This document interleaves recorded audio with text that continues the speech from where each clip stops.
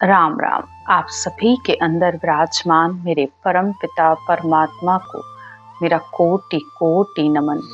हमारा सतगुरु सुखराम जी महाराज के ग्रंथ में साध लक्ष्य का अंग चल रहा है, यानी एक साधना करने वाले के, एक भक्त के क्या लक्षण होते हैं। लेकिन भक्त में लक्षण आने से पहले आप इस बात को समझिए कि भक्ति के लक्षण क्या हैं। क्योंकि जब तक आपको ये ही नहीं पता होगा कि भक्ति के लक्षण क्या हैं, आप भक्ति कर रहे हो लेकिन आपको ये पता ही नहीं है कि भक्ति के लक्षण है क्या। जैसे भागवत में एक कथा आती है, भक्ति को माता के रूप में बताया गया है कि जो भी भक्ति कर रहा है तो उसके दो पुत्र होते हैं, यानी इस भक्ति रूपी माता के दो पुत्र हैं, ज्ञान और वैराग। अगर भक्ति करते हुए ज्ञान और वैराग नहीं है तो फिर ये वो भक्ति कैसे हो सकती है। और ये दोनों ही लक्षण बाहर नहीं होते हैं, शरीर पर नहीं होते हैं, अंतर में आते हैं। और ज्ञान और वैराग को तो भक्ति के पुत्र कहा गया है, क्योंकि अगर ज्ञान और वैराग आपके अंदर नहीं है, जब तक भक्ति कर रहे हो लेकिन ज्ञान की समझ नहीं है, बस चलते जा रहे हो, आपको पता ही नहीं है कि मंजिल क्या है, लक्ष्य क्या है, करना कैसे है, कुछ भी पता ही नहीं है ज्ञान का, बस कर रहा हूं, पहुंच जाऊंगा, मिल जाऊंगा, यानी अपनी मति के अनुसार कि मैं परमात्मा की भक्ति कर रहा हूं। और वैराग, वैराग भी अंतर मन का चाहिए होता है, शरीर का कोई वैराग नहीं चाहिए होता है कि कौन से कलर के कपड़े पहने, क्या त्याग किया, क्या नहीं किया। वैराग अंतर से होना चाहिए, परमात्मा से मिलने की हर समय अंतर से प्रीत होनी चाहिए कि मैं किस तरीके से परमात्मा में मिलूं। तो बिना भक्ति के ज्ञान और वैराग रूपी पुत्र नहीं उत्पन्न होते हैं। तो ये बात समझनी जरूरी है कि भक्ति बाहर करने को भक्ति नहीं कहते हैं, भक्ति हमेशा अंतर से होती है। फिर चाहे वो सुरगुण भक्ति हो, निर्गुण भक्ति हो, केवल भक्ति हो, तीनों ही अंदर होती हैं, बाहर नहीं होती हैं। लेकिन इस भक्ति के सबसे बड़ा गुण यही है कि जो भक्ति कर रहा है उसके अंदर भक्ति करते हुए क्या उसके अंग लक्षण सही हैं, यानी उस भक्त के जो भक्ति कर रहा है क्या उसने अपने जीवन में कुछ बदलाव आया है। अगर भक्ति करते हुए आपके जीवन में दया, धर्म, प्रेम, संतोष, ज्ञान, विरह, प्रेम, प्रीति, अगर ये सब नहीं है तो फिर आप कैसे कह सकते हो कि आप भक्ति कर रहे हो। एक एक भक्ति के एक एक लक्षण में 8 अंग होते हैं, यानी 8 अंग 64 लक्षण जब आते हैं तब भक्ति पूर्ण होती है। आज की सारी ज्ञान चर्चा इसी बात पर है कि कौन से 8 अंग 64 लक्षण होते हैं जो एक साधक के अंदर आते हैं, तब ही वो आत्मा संत बन पाती है, तब ही वो सच्चा साध कहलाता है। तो सद्गुरुदेव कहते हैं 8 अंग 64 लक्षण लिया सो नर राम कहे है, जन सुख राम धिन नर जुग में गिगन मंडल घर कर है। तो जिसके अंदर 8 अंग 64 लक्षणों को धारण करके जो मनुष्य रात दिन परमात्मा का नाम लेता है, इस राम नाम का स्मरण करता है, वो संसार में स्त्री और पुरुष सब धन्य है, उनको ही केवल पद आनंद पद की प्राप्ति होती है, यानी परमात्मा के दर्शन होते हैं। शील साच संतोष भाव सो प्रेम प्रीत चित लीनी। शील, साच, संतोष, भाव, प्रेम, प्रीति, दया, झरना, ये 8 अंग होते हैं भक्ति के, और इन्हीं 8 अंग के 64 लक्षण होते हैं। उन सबको समझिए कि अगर आप भक्ति के रास्ते पर चल रहे हो तो क्या ये सब लक्षण आपके अंदर हैं। दोहा, अंग अंग के आस रे 8 लच जान, सुखराम दास न्यारा करे सब लच अंग पहचान। तो सद्गुरुदेव हर एक अंग के लक्षण बता रहे हैं कि एक एक अंग के 8 लक्षण हैं, तो वो सबका अलग अलग करके निर्णय बता रहे हैं।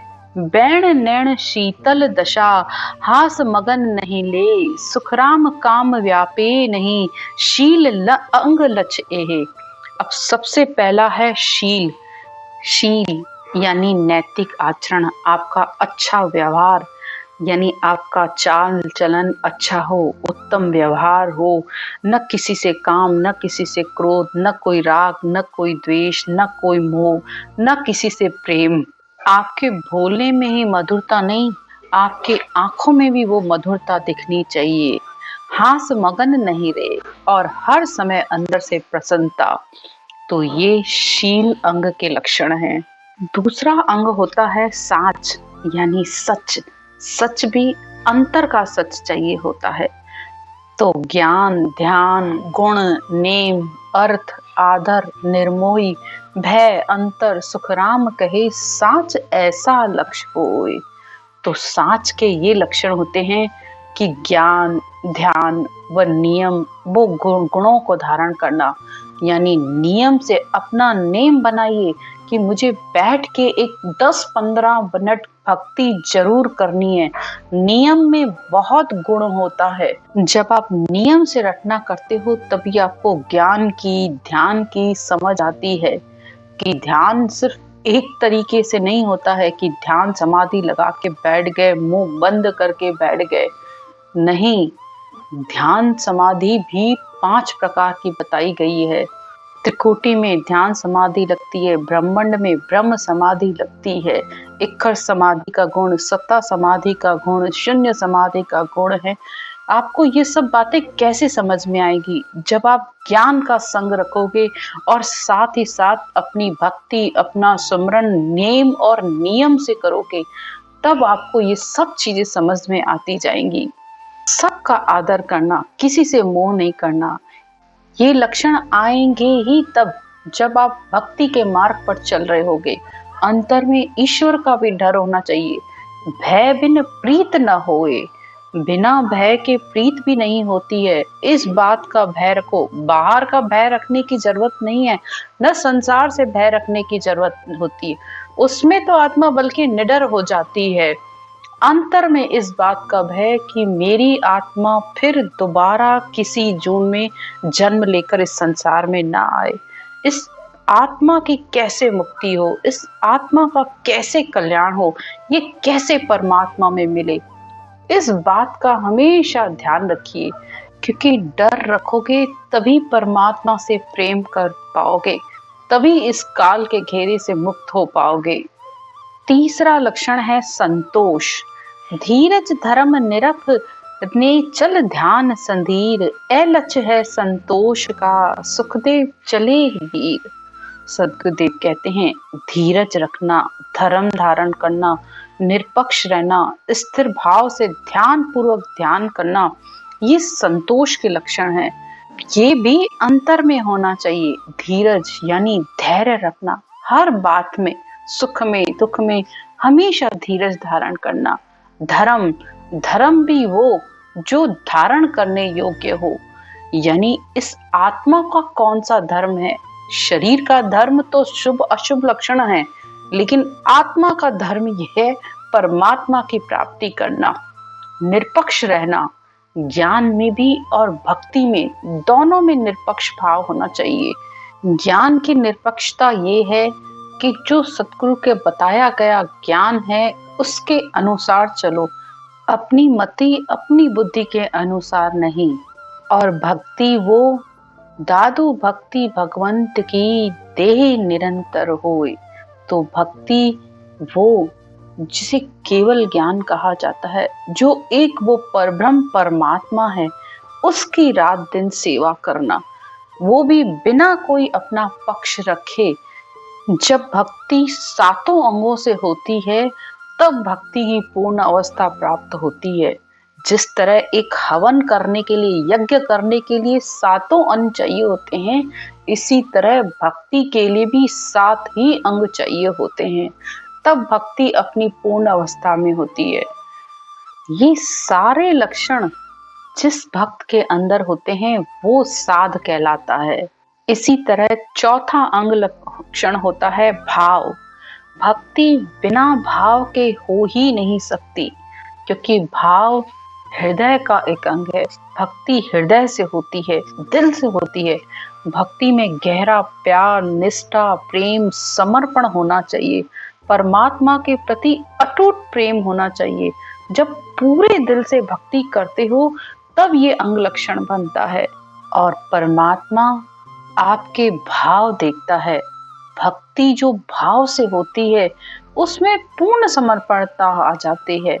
एक भक्त में इतनी ताकत होती है कि वो अपने भाव प्रेम से परमात्मा को खींच के अपने अंदर ले आता है। उसके अंदर खुद परमात्मा आके प्रकट हो जाता है। जब साधक प्रेम से, लगन से, चित्त लगाकर बैठकर आप रटना करते हो, अपनी सुरता नृता लगाकर जब सिमरन करते हो, तो ये जो सत शब्द ने अक्षर रूपी धुन जो अंदर प्रकट होती है वो परमात्मा का रूप है। वो ब्रह्म वैराट से वो परमात्मा इस रूप में आपको लेने के लिए आ जाता है।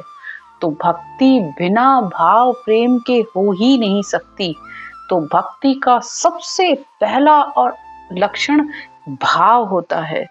भाव का भोजन सर्व रसाला।